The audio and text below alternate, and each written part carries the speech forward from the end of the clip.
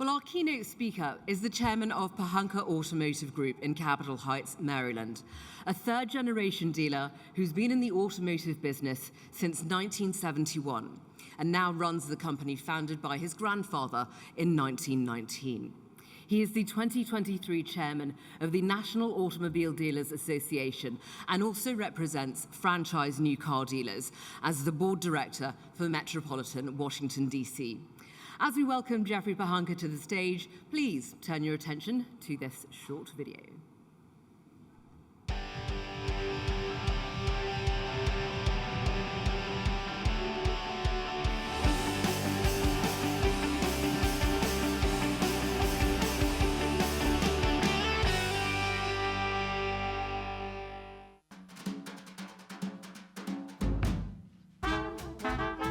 We're a 103-year-old company. My grandfather started the business and became his own dealer in 1919. Upon his death, my father, John Pohanka, who was only 29, took over the dealership. He was fortunate he found NADA just a few blocks away, and we've been giving back ever since.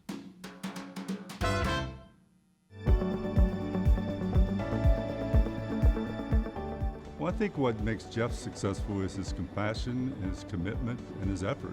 He's always involved in most aspects of the business, and the support that he gives all the team members is tremendous.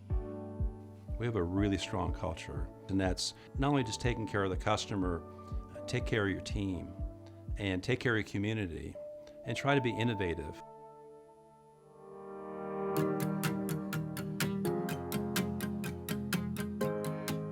We now have 20 dealerships in 3 states. We're fortunate to have just a really wonderful team. Dealerships are more and more becoming like our community, and that's a wonderful thing for our future. Pohanka is very well diverse in all their campuses across the country. We have all ethnicities represented, people of color, people from Middle Eastern, Asian, as well as female management. The company cares. They really care about the people who work here. They have a ability to allow us to grow and to mature and to help us get to the places that we desire to get in life. My brother and myself included are just another employee of the organization, so we have earned our way to the positions we currently are working in now. I have 3 children, and 2 are in the business. My daughter, Laura, my youngest son, Kevin, and one son is in Asheville, North Carolina. They're the 4th generation, and we're really proud of that. I love working with my dad. My dad he's very involved. He's here all the time, but he does not believe in micromanaging. So if he believes that you're going to do the task, he's going to let you do it. If you do great, he's going to let you know. If you fail, he's going to let you know. I started off as a technician, express technician in our Honda store, where I was doing oil changes. And then I've worked my way up to the different positions, working as a service advisor, quality compliance manager, and now manager of Pohanka Volkswagen. Pohanka is not just the Pohanka family, it's our Pohanka greater family. It's all our associates, our partners in the business. And I'm very proud of them and all they've done to help us become what we have become and what we will become. Jeff Pohanka is somebody that isn't just in business. He cares a great deal about the community. And his contributions have been multiple. We've donated the Mission of Love, and that's allowed you to get this vehicle to help your charitable work. Have lots of room to pick up our diapers as well as food for the food pantry, so we're very excited. You can't be too connected. You've got to support those around you, because if you help support your community, it will help support you in your future.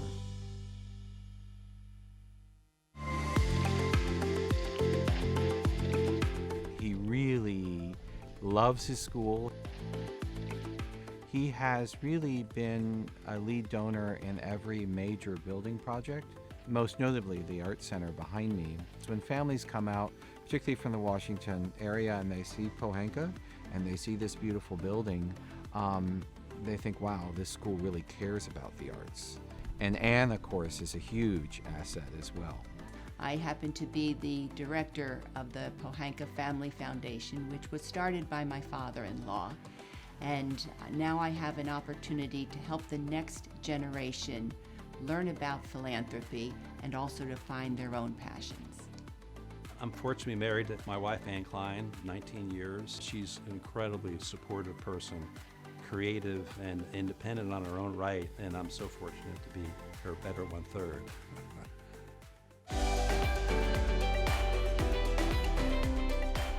NADA has three critical functions. One is government relations, manufacturer relations, also dealer training. I have worked very closely with our Capitol Hill team, and I've seen them in operation, and they need support. I've worked with Jeff and his family in good times and tough times. He knows the industry front and back and has the knowledge, experience, and wisdom to excel. My state of Maryland and the Washington metro area are deeply grateful for Jeff's vision, his commitment, and his generosity. And we are excited to witness this newest leg of his journey at the helm of NADA. You couldn't find a better advocate for our industry in Jeff Pohanka. I've seen him get involved at the state, local, and federal level. He has personal relationships that can't be duplicated or replaced. I think he's going to be able to work with people and bring us all together for success. I think it's a great privilege and honor to become chairman of NADA. We have a wonderful organization. I think ultimately my goal is to help preserve, protect, and promote the new car franchise system. Dealers have a great story. I think because of our resiliency, our creativity, that we have a very bright future.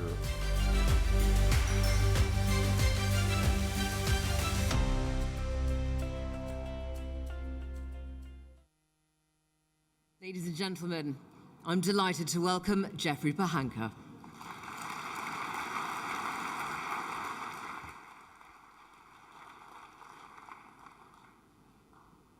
Wow, I didn't know they were going to show that, but I got goosebumps every time I see it. I'd like to start by giving you an apology that this is just my first visit to your wonderful country, Australia. And we arrived Saturday morning early, refreshed. I didn't realize it was an all-night flight. And really the last 3 days made the most of it. Toured the city, went to the zoo, saw the animals, and really got to do a lot of things. Just truly wonderful. And I can't wait to come back. Now my wife Ann's been here 3 times. She came for the games, and she kept saying, you need to go to Australia, you need to go to Australia. And thanks so much for the invitation that got me here, but I can't wait to get back. And in fact, my daughter Laura, who you saw in the video, she spent her semester abroad here in Australia, so I'm probably the last of my clan to get here, but finally I've done that. The next few minutes I'm going to talk a little bit about myself, NADA, what's happening in the United States, the EV transition, and maybe some ideas for your dealership that might be helpful. You know, NADA and AADA have a very special relationship, and it's certainly an honor to be your keynote speaker. And I'd like to thank James, Patrick, and David for having me here today. Now, my automotive story started, as you saw in the video, over 100 years ago. My grandfather, Frank Pohanka, started the company. He ran away from home in 8th grade. He was a late grower, and he wanted to become a jockey. He wanted to race horses. He was successful doing so. There he is at Belmont Park, one of the Triple Crown racetracks. And he was very successful racing all over North America. But eventually, he couldn't keep weight. He outgrew the job. He had to find something else to do the rest of his life. And he was good with his hands, so he decided to become an auto mechanic. He went back to New York City, worked at different garages to learn different technologies. He was hired by General Motors as a service rep. And General Motors moved him to Washington, D.C. as a service manager of a factory-owned dealership. And he became a dealer, a Chevrolet dealer, in 1919. Now, my grandfather is on the left, and everyone else has got kind of dirty clothes. I think the salesman's on the right in the white, clean shirt. And in 1923, he bought an acre of land 8 blocks from the White House. He converted a movie theater, the building on the left, into a showroom, and the rear building into the service department, and it was all wood inside. It dated to the American Civil War. It was a former livery stable. And for quite a few years, that was the dealership. My father, John Pohanka, started working for my father at the age of 13. my grandfather, and I started working for my father when I was age of 13, and my 3 children started working for me at 13 as well. My grandfather died in a heart attack in '59. My father was 29. He was really ill-equipped to run the dealership. It was a very competitive period. In fact, the manufacturer opened a dealership selling the same brand of car just 3 blocks away. But fortunately, my father discovered NADA, whose headquarters at that time was just located just down the street from the dealership. My father took classes. It helped him, it taught him how to compete. He wanted to give back, and later became an NADA director and then chairman of NADA. Now, I'm not the first father-son to be chairman of NADA. I'm in fact the third, but I'm the first third generation to do so. Today, Pohanka, we have 21 dealerships. We sold 33,000 new and used cars, one at a time last year, and we have 1,700 employees. And we have, as you know, a 4th generation, actually the 5th generation, working in the dealerships. So I grew up with NADA, and I have a wealth of experience with manufacturer relations, and also government relations. So I really have the right background for this job. I see the big picture. Now, NADA has 3 core functions. Of course, factory relations, federal government relations, and education, both for dealers, their managers, and for manufacturers. In fact, we offer training for manufacturers because our reps, if they knew more about our facility, they'd be better consultants to us. And quite a few manufacturers avail themselves of our training. And we work with over 100 state and metro local trade associations. They don't work for us, but we try to coordinate together. And I'm the past chairman of one of those associations and I remain on its board, so I clearly understand how they function and what their purpose is. Let me compare NADA and the state and metro associations perhaps to the structure of our government. We have the Congress. It's made up of 2 houses. It's the House of Representatives and the Senate. Now, they're very different in their purpose. The House probably has 500 members. They're elected every 2 years. They're in a continuous election process. And they represent local communities. And they're pretty wild sometimes. And the Senate is completely opposite. There's 2 per state. There's 100 of them. And they're elected every 6 years. They're the deliberative body. They're slow, methodical. How do we work together? They're very different in how they work. And perhaps the state associations are like the House, and NADA is more like the Senate. But we both serve a very important purpose. As vice chair, and I see myself, I've been a director for a number of years. I have a 3-year term, basically. I look at vice chairman, chairman, and immediate past chairman. And as vice chairman, I started some very important initiatives. I'm fortunately a member of a super dealer group. These are quite large dealers, and we meet twice a year to share broad perspectives of the industry. And we had some guest speakers at our super dealer meeting. One was Jim Farley with Ford. He had several hours with us and kind of laid out his plans for the EV transition. We also had Steve Hill, who is Vice President of General Motors, do the same. And I'm on the Honda Dealer Advisory Board, and when we met with them in California, they gave us their 10-year plan. And based on the information I received from these 3 separate meetings, I could understand the manufacturer's position, what their concerns were, and kind of where they were headed. When I returned to NADA, I met with leadership, and I said, we need to identify what are the key issues. Certainly, we're pretty good at issues. What are the key issues we're facing today? What's our position on those issues? And I'll talk about them in a moment. And we need to let people know what those positions are, to educate people and get ahead of the issues to help shape them as compared to just reacting to something that's already happened. And this led to the creation of the NADA Guiding Principles on Evolving Business Models and the Dealer Franchise System. Now, the first part of this is that we support the franchise system. We think it's the best way to take care of consumers and to sell cars, by far.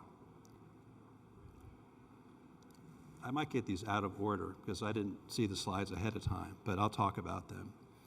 Because we think the franchise system is consumer-friendly and efficient. We think that direct sellers should be required to follow the same laws and regulations as franchise dealers, but oftentimes they're treated differently. They're treated better than we are. Some of the direct sellers can be in a mall when a dealer cannot be. I think that's inherently unfair. Again, I might go through these. Let's talk about this. The manufacturers all talked about the transition to electrification is very expensive. They must create new profit centers to help fund this. And one of those is through OTAs, over-the-air updates. But there's two types of OTAs, and they were afraid that dealers would try to block them legislatively. So I came up with the idea with OTAs, there's really two different types. There's the drivability over-the-air update and warranty repair, where the consumer does not need to come into the dealership. In fact, if they do, it's kind of a hassle because it's a very low labor type of repair, and many won't. I don't need to go to the Apple store to get my phone updated or my PC. Those are done through over-the-air updates or other means. There's a second type, and that's a subscription or accessory sale. That is where the money is. And that's where dealers, by giving up the first, should be all over the second. And that seemed to be a good strategy because we stopped some legislation in one state was going to block all over-the-air updates.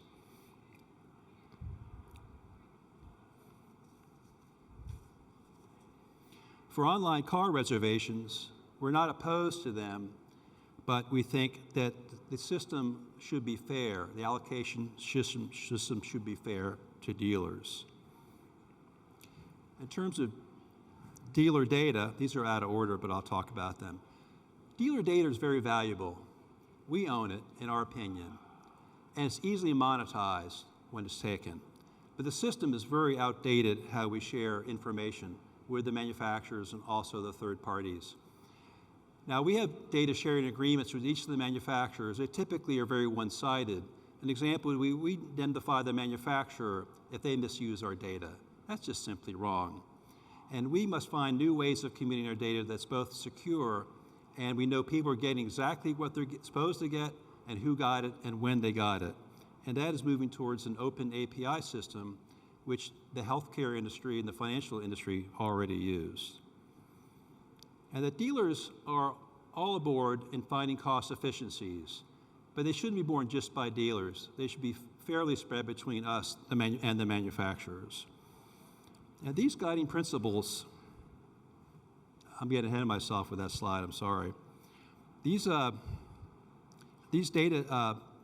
principles have been very well accepted generally by the manufacturers. Of course, it's up to them to follow their own path, but it's been very successful to express where we're coming from. And quite frankly, we're ahead of the manufacturers in some of these issues, so we can actually help shape our future. We also have the dealer attitude survey, which we do twice a year.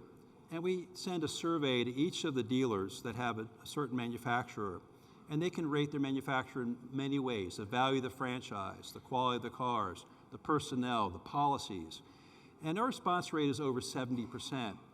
And we meet personally with the manufacturers to present the dealer attitude survey to them, and they take a great deal of interest in them. It's their report card. And we're really happy with how that works. Let's talk about the agency model.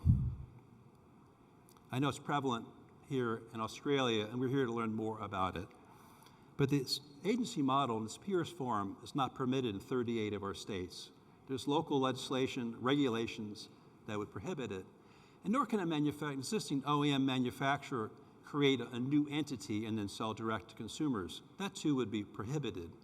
The only way for them to sell direct, or anyone to sell direct to consumer, is to create an entirely new organization out of whole cloth. And we have several of those: Tesla, Rivian, Fisker, Lordstown, and others. But we must be mindful and watch for attributes of agency, the direct ordering, the omni-channel, and manufacturers trying to get between the dealer and our customers. I believe manufacturers have been seduced by what I call the Tesla effect. Here's a company whose valuation is greater than at one time all the world's manufacturers combined. They have no dealers. Consumers order directly from the manufacturer.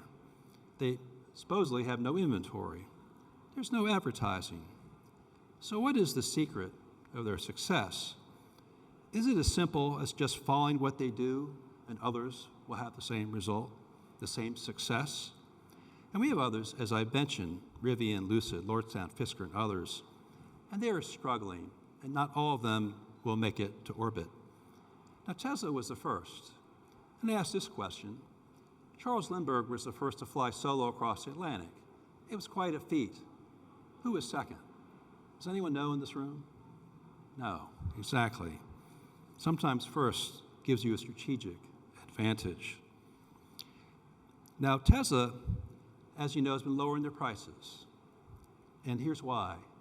They've been running out of orders. You can see their order bank in June last year was 470,000. This is global pre-orders. It started falling in the fall and winter, and that's when they started reducing prices. And it's not, as you can see, recovered, even though they reduced their prices significantly. Now, if they run out of orders or production exceeds their order base, they'll have to cut production, and that will have an immediate effect on their valuation.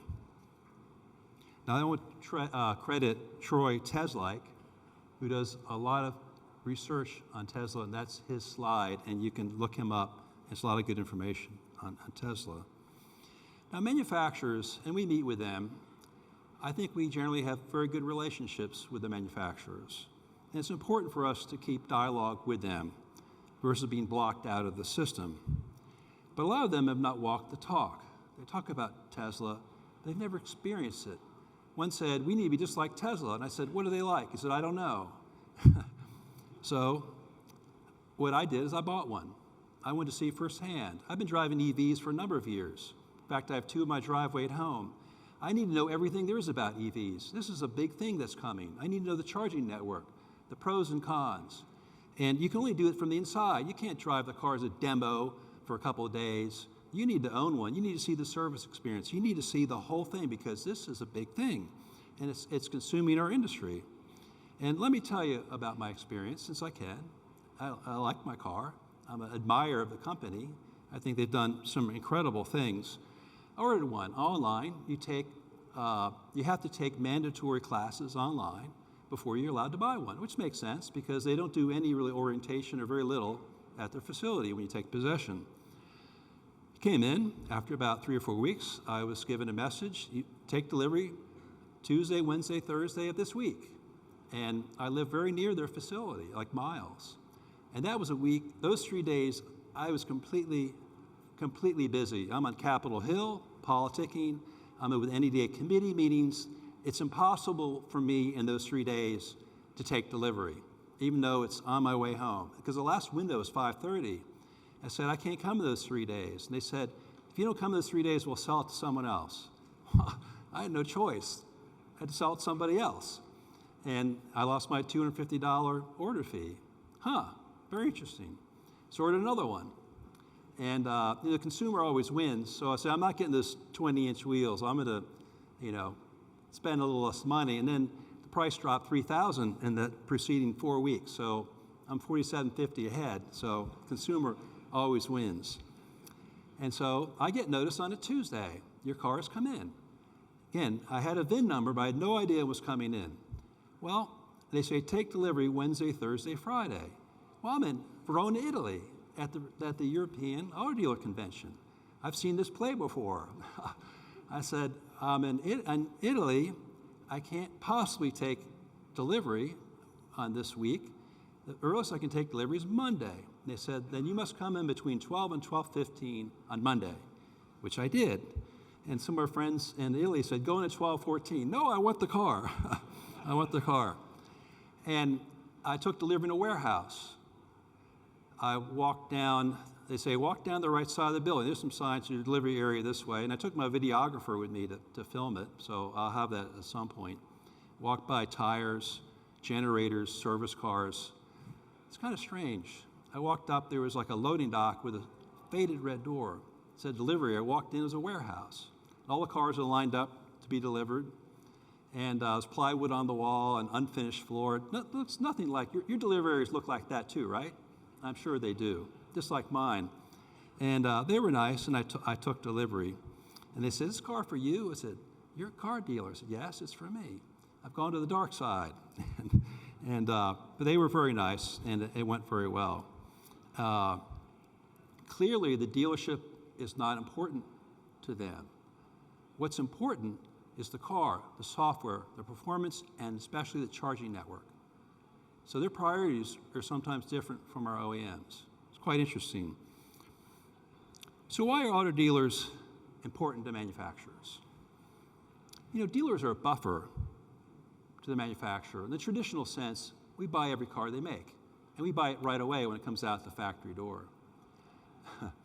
And when I was with Honda, their 10-year plan, they said, you know, customers only want to buy 50% of our cars. We must make cars that people want to buy. And I said, that's a hell of an epiphany, isn't it? And I understand what they're saying. You know, I get it. Now, I've got to sell every car that's on my lot. I own it. They may incentivize the car, but I've got to find a way to sell it. I can't go out and find a 2018 model. I can't find a 1957 Chevrolet. I've sold them all, as you have too, franchise dealers. We're going to find, by hook or crook, we're going to sell the car somehow, some way, because it's our car. We have to do it. And that entrepreneurial spirit seems missing from my Tesla experience, although I like the car, and I'm happy with it, and I'm learning a lot about it. Dealers are a buffer, as I said, to the manufacturer. I think oversupply can doom the agency model. That's what's going to doom it. The consumer will decide. Now, Glenn Mercer's here. He'll give you an excellent presentation tomorrow. He said something that really resonated with me. He said OEMs with the agency model must learn 100 years of retail in a single year, and dealers are going to forget 100 years of retail in a single year. Now, one thing that's kind of fascinating I learned while in Italy, there's some models of cars that are sold in Europe and also the United States, and they're more expensive in Europe than the United States. They might even be made in Europe and shipped to the United States, so they're cheaper in the United States. Now, it may not because of taxes. And the question is, why is that? It's something we're going to study. My friends in Europe think the agency model reduces interbrand competition, and thus the price of new cars increases. It's quite interesting. That may not be too consumer friendly. And that might be one example why the agency model is not good for the consumer. Of course, we're still learning. Let's talk about the EV transition. As you know, I'm fully engaged with it, and I want to know every aspect of it because it's so important to kind of help guide dealers. What's surprising is how little the manufacturers know about it. I've read in the literature something called demand power chargers, and it took some effort to figure out what that really was. The manufacturers would send things to us that said your demand power charges, which indicate a higher cost per kilowatt, might amount to 40 to 80% of your total electrical bill, which sounds very scary. And I asked two manufacturers, what are demand power costs? And they could not tell me. So what that really is the top 15 minutes of energy consumption in a billing cycle, which is say 30 days, it's charged at a much higher cost per kilowatt. In the case of my dealership, it's around $33.35 per kilowatt, where a normal rate is around 15 cents. It's substantially more. Now in California, it's $33 per kilowatt. So what's interesting with this is the standalone DC fast charging network, okay? So if you're in California and you have a car that will take a 150 kilowatt charge, and there are cars like that out there, and you've got a charger that will at least give you 150 kilowatts, you can do the math. At $33 per kilowatt, the first charge in the first billing cycle will cost $1,500. Not to the person charging their car, the person owning the electrical charger, okay, $1,500. And then it goes down from there. So an infrequently used charging station could cost a lot of money to operate. But here's the manufacturer with all their different guidelines, all the things you have to do, not knowing the definition of that. I found that striking. And the manufacturers are all over the place. Now, as Ford has a Model E, a very aggressive electrification program that they require, and it's quite expensive. They require dealers to have multiple 120 kilowatt or higher DC fast chargers. Hyundai, 62.5 kilowatt, 2 chargers. GM, 20 kilowatt chargers. So who's right? You know, who's right? They're all over the map, and for different reasons. And in fact, Ford wants you to have consumer-facing chargers, you know, for convenience of a customer to drive up to the dealership and charge their car, Ford or not. Honda wants the chargers out of sight behind the fence. So they're all over the map. So individually, you have to find out what works for you. But there's a lot of learning that we have to do with this. Now, in the EV transition, there are lots of regulations coming in the EU and also the United States. And what I learned in Europe, they want to be 100% electric by 2035. In fact, if my understanding is correct, you're not permitted to own an ICE car in 2050. I guess you have to turn it in. And we're moving down the same path in the United States. Now, direct sellers, we have them in the United States, and you have them here too. I think the Model Y is the 4th best-selling car last month, I think, from what I saw, or maybe this year so far. We must have electric vehicles to compete. We don't want people taking our market. If a consumer wants to buy a red wagon, I want red wagons on my lot. And we're going to have them. There's a market for electric cars, absolutely. They're wonderful in many ways, but they have limitations, as I said.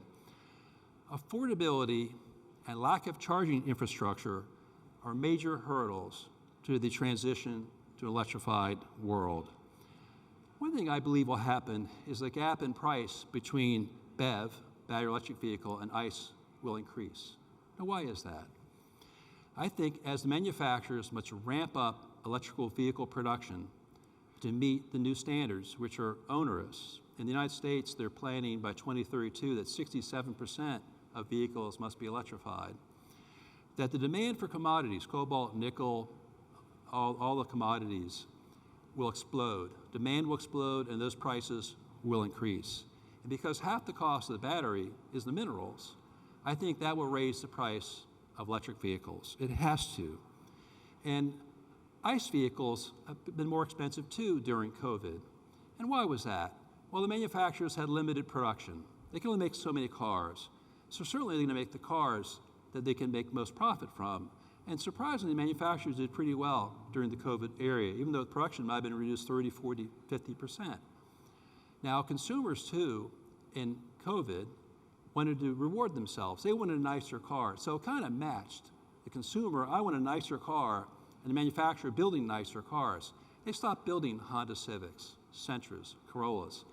And because of affordability issues and rising interest rates, they'll start producing those cars again. And while the BEV price will likely increase, I think the ICE car will decrease. I think the gap will widen. Now, J.D. Power does a lot of research. You're familiar with J.D. Power. And so I drilled into their thinking. And they think only 1 out of 2 consumers will qualify to own a battery electric vehicle because of 2 things, affordability and lack of charging infrastructure. Because in our country, 40% of consumers live in a condominium, an apartment, or park on the street. They cannot avail themselves of the convenience and affordability of home charging. They'll have to rely on the DC public charging system, which is expensive and less convenient. One thing we've asked NADA to do is to track day supply of battery electric vehicles and to see what their level of acceptance is. And so far, we've been tracking them a few months, the day supply seems to be increasing. You know, we'll have to track consumer sentiment and their acceptance of what's out there. Now, governments are mandating the transition to EVs to achieve a cleaner environment. We all know that, to combat climate change. And Australia is in a leading position in a lot of those issues, as you well know. Now, while I was at Italy at their convention, before I took the stage, there was a UN IPCC scientist an MIT graduate, a smart fellow, who talked about climate change. And there were two things he talked about that were kind of disturbing to me because I know this issue inside and out. He claimed there was consensus on the issue and there was no disagreement. Well, the one thing about science, there's not supposed to be a consensus. It's perpetual discovery. Consensus is a political term. It is not a scientific term. And I don't agree that there's complete consensus. There should always be question. In fact, many of the great discoveries in science came contrary to the generally accepted science of the time. He also supported his position with incomplete data. He said two things. He said temperatures today are the hottest they've ever been. Well, that's not true. That's not true. We have 700 million years of records. In fact, temperatures today globally, and we can reconstruct temperatures from the past, temperatures today are among the coolest in the past 700 million years, believe it or not, with the exception of maybe the ice periods. He said CO2 levels are the highest they've ever been. Well, that's not true either. In the 700 million years, CO2 levels were higher in 85% of that period, sometimes as high as 20%. So he gave incomplete data, and it was a little bit upsetting. Now, I know locally they predicted the demise of the Great Barrier Reef, which I know is very special to Australia. And then I read there's record amounts of coral, now the most in 36 years. So, scientific method says you have a theory that must be supported with observation. There are two things you should do. You should read a book by Ian Plimer. He's an Australian geologist.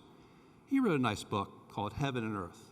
It explains the geology of the past of Earth. It's very informative. And Michael Moore, now I don't subscribe to his political beliefs, but he created a pretty wonderful movie called Planet of the Humans. It's worth watching. There's actually a third person you should look up. His name is Mark Mills. He's with the Manhattan Institute in New York. He's really the expert on minerals and on batteries. And to make a battery electric vehicle, which I own, I like, I enjoy them, and I want to sell them, you have to mine and move 500,000 pounds of minerals to make a single battery. It's quite interesting. Now, in one of our meetings, we had a fellow from the U.S. Department of Energy who spoke to us. And nice person, MIT graduate, again. What are they teaching at MIT? And I work for Chrysler. And I said, affordability is an issue. Oh, it's not a problem. In 3 years, battery electric cars will be cheaper than gas cars. I said, well, we'll make that happen. He said, new battery chemistries. How about China? Isn't that a problem? Oh, China's not a problem. How about minerals, access to minerals? Oh, our friendly country has plenty of minerals. And then the same day, the Washington Post, which is not known for its conservative views, published a pretty wonderful article that says we must increase mining 10 to 40 times in the next 15 years. 10 to 40 times. It's not possible. We won't have enough minerals. You can't possibly do that. And we don't like mining in the United States anyway.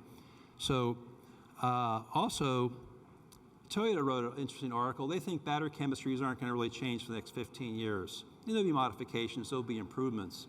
But generally, the lithium-ion battery will be the main go-to battery for quite a while. So it's kind of contradictory to the fellow from the U.S. Department of Energy. Now, there's a study that you should look up, too. Volvo did. Now, Volvo is transitioning to an 100% electric future, which is fine. Again, I like electric cars. But they wrote a study. They compared the carbon footprint of a gasoline car to an electric car, the same model. And they found in that study, it's 70-some pages long, and they considered all the energy used to mine and process the minerals. They found that the battery electric car had a carbon footprint 70% bigger than the gasoline car at the factory door.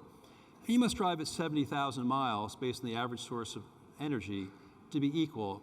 At 125,000 miles, there's a net 15% benefit in CO2. I found that quite interesting. Let's talk about China. I've learned a lot about China, some here and some in Italy. China thinks long term, and they have a 15-year head start on electric cars. They control the majority of minerals and their processing. They're thinking ahead. They control almost 90% of the cathode and anode production, which is essential for batteries. And they have all the intellectual data from all the manufacturers in China. If you manufacture in China, you must give all your intellectual data. And so they know everything there is about the industry's leaders in electrification, Tesla. And there's consolidation in the Chinese auto industry. I think it looks like they're working now with a price war in China to take back the domestic market. They're active in taking market in Southeast Asia. They're headed for Europe and the United States next. I really like Toyota. I'm a Toyota dealer, we have Lexus. They're very dealer friendly, and I'm pleased to see they're the largest seller in Australia. They think the big picture. They may say sometimes something that may be unpopular, but they said they want to be on the right side of history. They are fearful of what's happening in China, that they, based upon the controlling the minerals, the processing of minerals, and the Bank of China, Chinese government being the banker, that they will unleash a tidal wave of EVs, affordable EVs, on new markets. And that might make sense, because what I learned in Italy too is the Chinese fear one thing, and that's the population. They must keep the population happy. And one way of keeping them happy is keep the economy growing. And one way to keep the economy growing is develop the EV market and unleash it on us. Now that may be an opportunity for some dealers, and I'm not saying it's bad or good, it just is, but we should be aware of it. And I know the Chinese market's 15% of Australia. You don't have a domestic manufacturing base, and that could be perfectly fine. I did see one article that predicted China will have a 25% market share in Europe by 2025. This seemed a bit aggressive. Let's talk about dealer-manufacturer relations. I think we essentially want the same thing. We want to sell a lot of cars, take care of customers. We don't always agree how to do it. Now, I don't know how to make a car. You know, there's lots of parts in a car. I have no idea. I mean, every time you go to a factory, it's just the most mind-blowing, amazing process you could ever think of. Logistics of that, just in time, is crazy. But the manufacturer doesn't understand how hard it is to sell a car. There are many processes that have to happen to sell a car. It's not an easy thing. It's not as easy as pushing the buy now button on the internet. Sometimes we have to remind the OEMs that dealers are their competitive advantage. Dealers must also grow, and our big opportunity would be used cars. In the United States, we only have 35% of the market. We must also increase our service loyalty, because after the warranty period, a lot of customers stop going to the dealership. We've got to get those customers back in the dealership. This is a real opportunity. Now, Honda, in their 10-year plan, explained how they're going to launch electric vehicles. They said they'll come up with two vehicles. One will be loaded and one will be stripped. And you'll update the stripped one with over-the-air updates. And they also see used cars as a potential profit center to sell those subscription accessory sales to used car owners. And that's very interesting. Now, Mercedes has quantified the subscription revenue as being $6 billion per year. So let me show you one thing that Tesla does pretty well, and that's their app. And I can go to it, it always works. My other EV apps don't always work, and I forget passwords and all that kind of stuff. I go to upgrades, and there's a software upgrade. For $2,000, I can get an acceleration boost. I just must push this blue button. Oh, you can see it, look at that. And I can get full self-driving capability for only a mere $9,000. Don't push that button. And I can subscribe. I can get full self-driving capability at $99 per month. And then premium connectivity, well, I only get 1 month of that, I just learned, and that's like traffic, things like that. I will get that. Let's go back to accessories. I can get accessories, popular accessories, and you get the idea. This is what there's manufacturers really want to get into in this business. That's the $6 billion and other things. Now, dealers must get involved in their industry. I'm glad to see you here today because you care and you're engaged. We also must be engaged in the political system. Now, it's easy to complain, I get people coming, Jeff, you just need to fix this. And I say, what is the fix? What's your solution? They can't come up with one. Well, it's easy to complain, but what is the fix? What is the solution? And manufacturers oftentimes forget what doesn't work. They're like in a 5-year cycle, just a 5-year cycle. And if I have time, let me give you a quick story. It's a Nissan story. And I like Nissan. We have 3 of their dealerships, and they're making definitely a good comeback, and we like them. The story goes like this. The head of Nissan gets sacked, and the new fellow's coming in to take charge of the organization, and the person sacked is leaving. The new person says, do you have any words of advice taking this job? He says, yes, I do, in fact. There's 3 envelopes in the desk drawer. If you run into a problem, open one of the envelopes. And he goes, oh, thank you very much. So the new fellow goes in, or her in that case, and they're working really hard to improve the company, but sales are continuing to decline. Well, they've tried everything they know. Oh, the envelopes, let me open one. Open it up, says, get reorganized. Yes, I must reorganize the company. So they go through, get the consultants, do massive reorganization, but things are still going south. It's still getting worse. Let me reorganize. That was a good, what's the next envelope? They open it up, get everyone trained. Yes, we organized, but they're not trained in their jobs. They get everyone trained, and it's still going down. The sales are still going down. So they say, the 3rd envelope, what's it say? Open it up, it says, write 3 envelopes and put them in the desk. So let's talk about personnel. We're only as good as our team. We're only as good as the weakest link in our dealerships. And some say if you take good care of your staff, they'll take good care of your customers. Develop your people. Don't be afraid to train. It's not expense. It's an investment. Now I sound like someone from government spending your tax dollars. It's an investment, but you get the idea. I'm going to talk about 2 people. Sandy Angelo. Sandy Angelo is a partner of mine. She's earned part of the dealership. She runs 10 of our dealerships expertly. She started as a switchboard operator at Walton University. Lenny Gonzalez. He rose up through the ranks from car wash, be general manager for Acura dealership. He was number 1 Acura dealership in the world for 17 years in a row, and still keeping. He's since transferred to our new dealership in Houston and Honda, and doing an incredible job. So I tell our people, be very careful who you hire for the car wash and the operator's position. They might be your next partner. Make it easy for your staff and easy for the customer. Remember, the customer is the boss. And I'm in some training sessions. I say, who's your boss? They said, you're our boss. I said, who's my boss? They can't answer the question. I said, the customer is the boss, and the customer can fire me. And all our pay comes from the customer. So let's remember that, myself included. Get involved in your community. If you're there for them, they will be there for you. And generally, dealers are really caring, giving people. It's incredible. Create a family foundation. Teach the next generation to give. My wife will like that one. Life is a journey. I don't know what I don't know.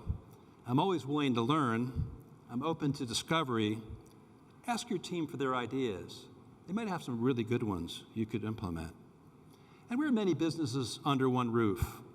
We cannot be an expert in all of them, no matter how hard we try. And dealerships are like laboratories. We're not afraid to try new things, but we must remember what works. New is not always better. So here are my final takeaways. We are in the best industry in the world. And I'm grateful for the opportunities this industry has given me and my family. Some ask, Jeff, can you sleep at night with all those things going on in your world? And I actually give them the same response my dad would give. So I sleep pretty well. When I wake up, I know I have to do something meaningful that day. Just like life, our business is a journey that has ups and downs. There's always something new to learn, some new hill to climb. This gets me up in the morning. I see myself as a byproduct of what's around me. If my industry, my community is successful, my success will follow. Now, are dealers going to become extinct? I think, as I said in the video, our resilience, resourcefulness, and hard work shows that we are a vital part of this industry. My father would say dealers are like bamboo. You can't get rid of us. Embrace the future and help guide it. Thank you.